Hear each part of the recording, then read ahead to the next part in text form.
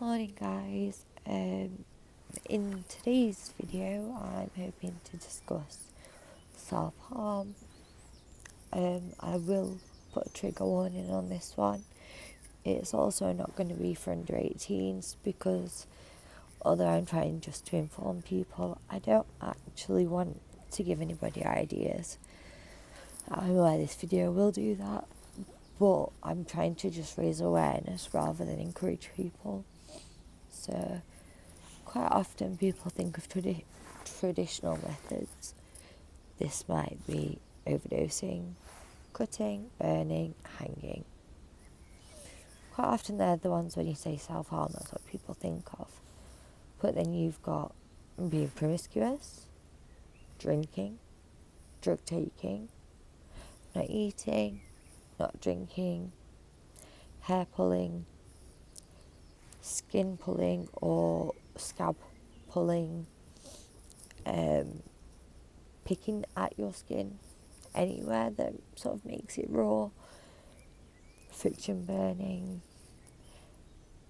biting the area around your fingernails and your cuticles, lack of hygiene but almost on purpose, so you sort of you're aware you're lacking in hygiene. It's not a motivation thing, it's more just a I don't care kind of thing.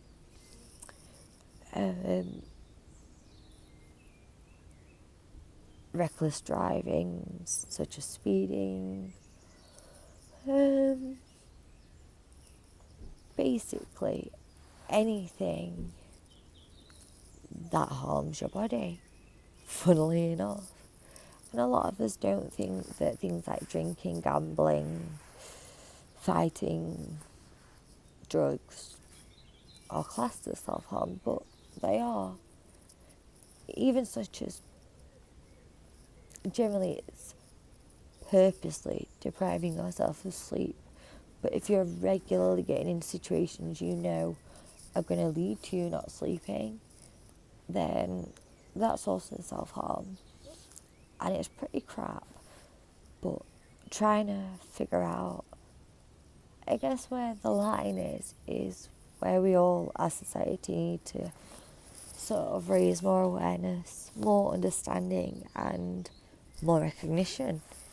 I can imagine most people wouldn't think that getting drunk is self-harm or class reckless driving as self-harm, or even like binge eating as self-harm.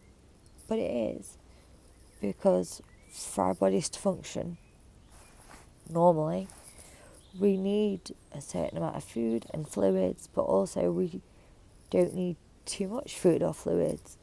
We don't need to intake substances unless they are medically designed to help us alter our state of mind or cope with situations.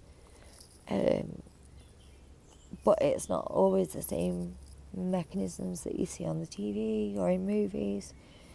There's a large range of it, and I think more people need to be aware and understand it. It's not always a choice, and a lot of self-harm mechanisms are addictive. They might give you the feeling that you're looking for, you're sort of craving, because they make you feel a different way to how you're feeling. Quite often that's because of the adrenaline rush that you get through them with the fight or flight response, that you engage in this behaviour once and you think, hang on a minute, I feel great, or even just, I feel better.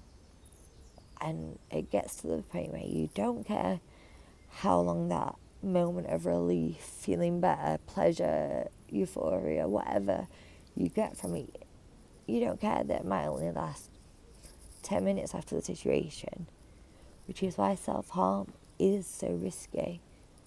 But it's also changeable. Some people might start out just skin picking. Not just. Some people might start out skin picking and you'll come across them years later and they'll be using a much riskier form of self-harm because the skin picking doesn't quite give them that satisfaction anymore. And that's really worrying because they're still looking for that relief, that feeling, and they've had to go to greater extremes or more frequent or whatever, just either the intensity or the amount or both have increased, and quite often it becomes debilitating, and that's quite scary.